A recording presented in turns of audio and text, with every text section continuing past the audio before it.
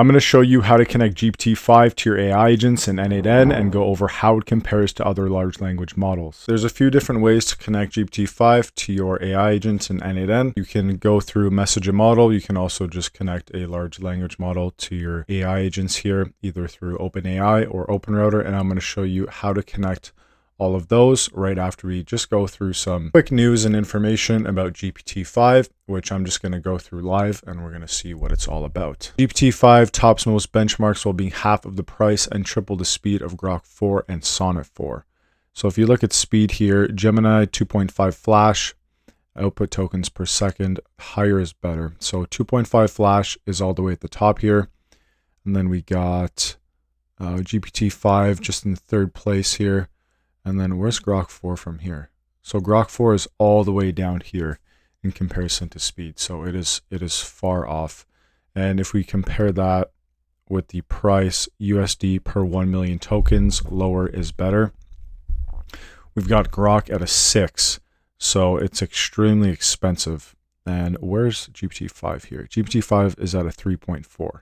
So it's faster and it is cheaper. So that's just an overall metric that you can count on right there. Let's go through some of these comments here. I like to go through the Reddit comments because it's real people and not just a news site reporting on it. Yeah, it's an S-tier model, but I think people just expect more novel features and bigger leaps. GPT-5 thinking takes forever. Normally GPT is definitely fast, but non-thinking is worse than O3. I have noticed while using it in the N8N platform here, it's extremely slow, but it just released, so that's most likely why. So if you go to artificialanalysis.ai, they have a great breakdown of just like a more high-level overview of all the large language models in comparison to one another. I like to use these not to get too deep into it and just find the best and cheapest model that we can use.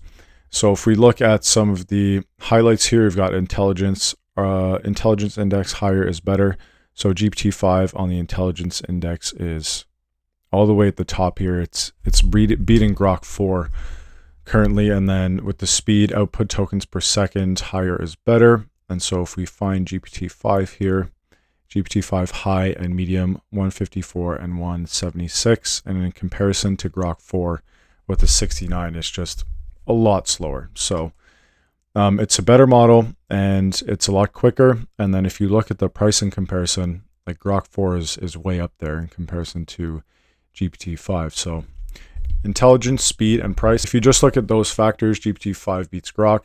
And if you look at Sonnet 4 as well, like the price of that, and then the speed of Sonnet 4 thinking, and the speed and the intelligence here, I might have to switch back to GPT-5. I don't know. I'm using Claude, and I really like Claude, but we'll see what happens. I might test it out and might have to switch over. If we look at the intelligence evaluations, these are more specific tests that were done. So I don't know exactly what goes into these, but you can see that, you know, this one's for coding, sci coding, what else here? Math competition. So if we look at these, we've got reasoning and knowledge, GPT-5 high and medium are right at the top.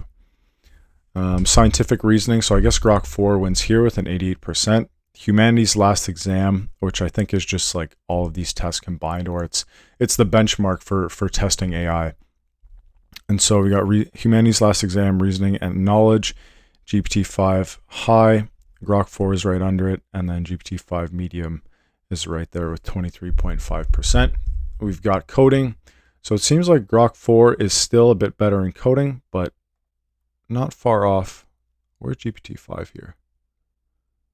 I don't know if GPT-5 is here. So it might be a mistake, or it just might not be there, but I don't see GPT-5 there. Sci coding, I don't see GPT-5 here as well.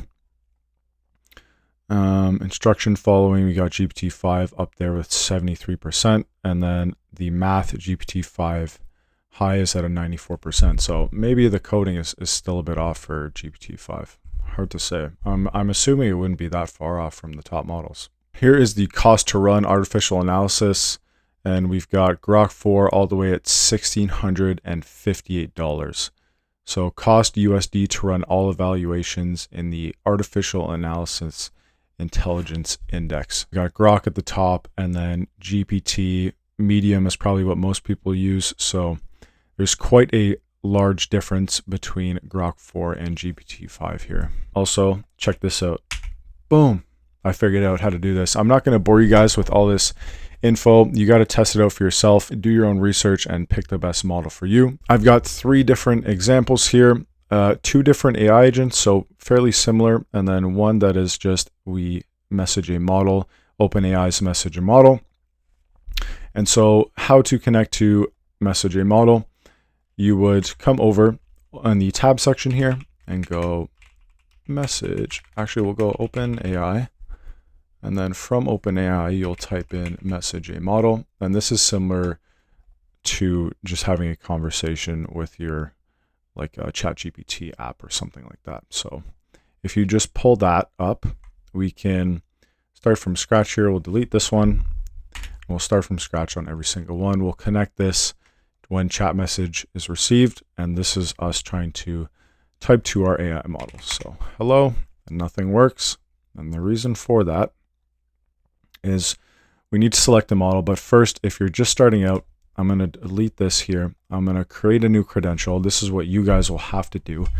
And from here, you need to add in your API key from OpenAI, which is through platform.openai.com. And if we come over here, you'll see platform.openai.com, and you'll need to create an API key. But before that, you'll have to add in some credits. So you come here, add in some payment details, add in $10, something like that. And then you come over here to API keys, create a new API key, type in N8N, create a secret key, copy this over, and you will add this API key in here. You will save it, and you'll be connected to OpenAI's platform, and you can now select different models from here. Once you've connected your API key, you can select your model now. So if we go right here and type in 5, we will find GPT-5 right here.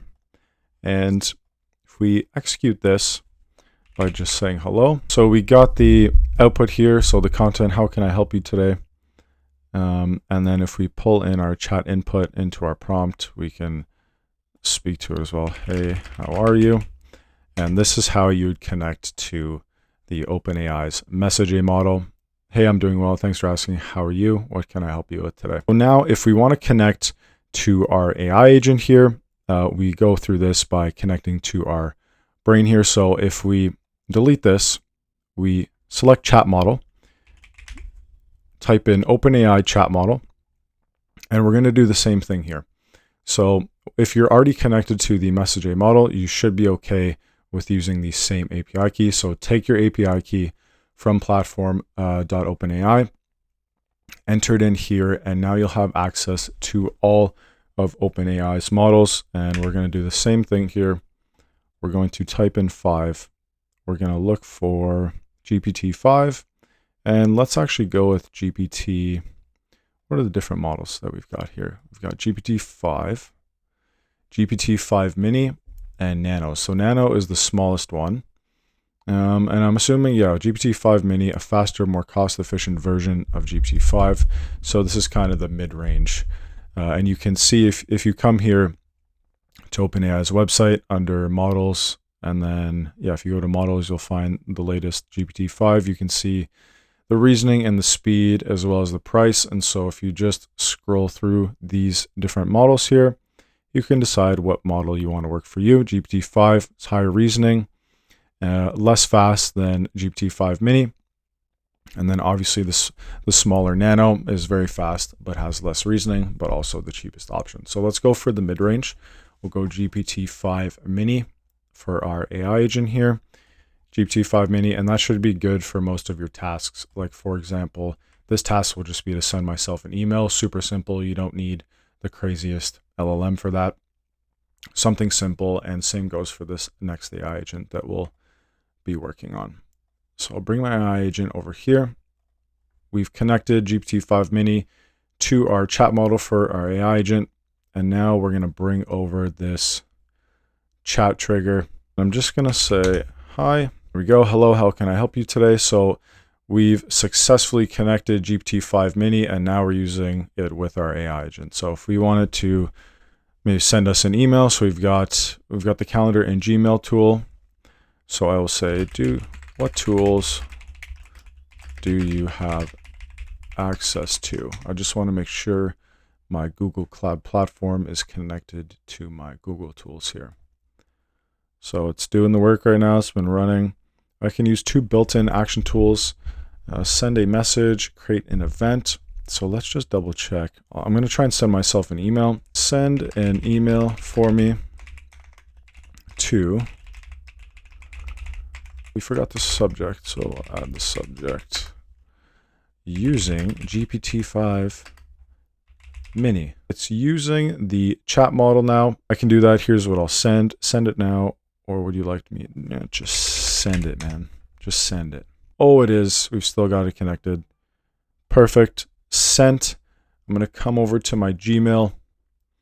And we now used GPT-5 Mini to send ourselves an email. And now you've connected GPT-5 to your AI agent in N8N. From here, I want to show you how to connect GPT-5 through OpenRouter. I use OpenRouter 99% of the time, and I was having a bit of troubles.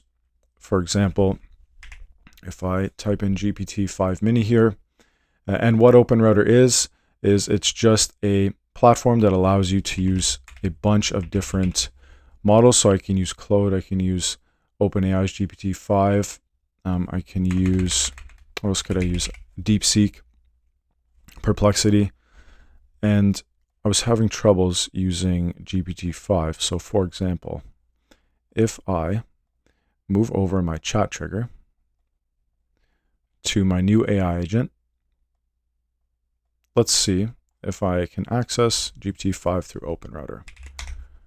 I cannot. Authorization failed. Please check your credentials. So what I found is you can add OpenAI's API key into your OpenRouter, and that will allow you to use GPT-5. I haven't done it before, but we're going to do it right now and figure it out from here. I'm going to copy in my API key. We're going to go to OpenRouter. And if you look on OpenRouter, you can see all of these different models that you have access to. And it is just a lot better to be able to select what model you want. What we're going to do is come on over to settings. By the way, it's openrouter.ai if you want to use this. And we're going to go to integrations. And from integrations, we need to find OpenAI. From here, we'll enter in our API key. We're going to save this. And if we come back over to our N8N here, let's see if we have any success. Authorization failed. Please check your credentials. Okay, and so it looks like that did not work for me. And the reason why that I found, I'm just going to show you guys how to do it because it would take a little over 15 minutes for you to verify your account. But what happens here is if I come to OpenRouter, you enter in this API key, but I've got this error down here. Key validation failed. Your organization must be verified to generate reasoning summaries. And so what you need to do is go over to platform.openai.com/settings/organization general. You need to verify your account. So I haven't verified my account yet on OpenAI. So you'll just go verify organization and you need to verify your identity. So just go start ID check if you want to do that. I don't really want to do that. So I'm probably just going to use GPT-5 through its native integration in N8N and not through OpenRouter. But if you want to go down this route, verify your identity. And then once you do that, you'll have your API key from OpenAI in OpenRouter, and you will have access to OpenRouter and GPT-5 for your AI agent right here. And so sorry I couldn't complete that, guys, for you, but that is how you do it. So I'm going to replace this with OpenAI's native chat model, and we're just going to use it to do a Google search using SERP API. Do a Google search for me on the latest news for GPT-5. Give me the information, please. Okay, if you look here, it's been running for 1 minute and 15 seconds. So I double checked my SERP API key and yeah, everything's fine. I just don't know why it's taking so long. So we're just gonna run a different example here. I'm gonna ask it to book me a calendar event. And for this to work, I gotta make sure that the time and date is now and my settings are set properly to my time zone. And I will try this instead. Book me a coffee meeting for tonight, for today at 5 p.m. And now we're not going to use SERP API because it's too slow. So we're going to use our calendar tool, excuse me. I can do that. Quick questions before I add it to your calendar. Do you want this added? Yes. Yes to everything. Just book it. Just book it. So it's using GPT-5 Mini. And seems to be a lot faster than GPT-5. Do you mean yes? Shall I go ahead and create it with those defaults? Tell me yes with the defaults. Book it. And yeah, like I was saying, if you use GPT-5 Mini, it is quite a bit faster than GPT-5. And that's an issue that I was having before, most likely, as I was trying to use GPT-5, which is slower in general. Let's see. So today, coffee meeting, 5 p.m. Just booked it. Done. That's how you use GPT-5 in N8N. Very simple. I'm going to be building more agents with GPT-5, but I just wanted to show you guys that you can connect it to N8N. And just a brief overview of what we went over on some statistics and some stuff from artificial analysis on speed and cost, things like that. A very high level overview. If you guys want to learn more about AI and automation, you should join my school, the AI Automations Club, where we talk about AI every day. You can come download all of my free templates, as well as be a part of a great community. And I'm consistently putting content out here every day, and every week we're having a coffee hour in the next 5 days here. So if you want to jump in that, I'd be happy to see you guys in there. Leave a like, comment, subscribe if you like the video, and I will see you in the next one. Peace.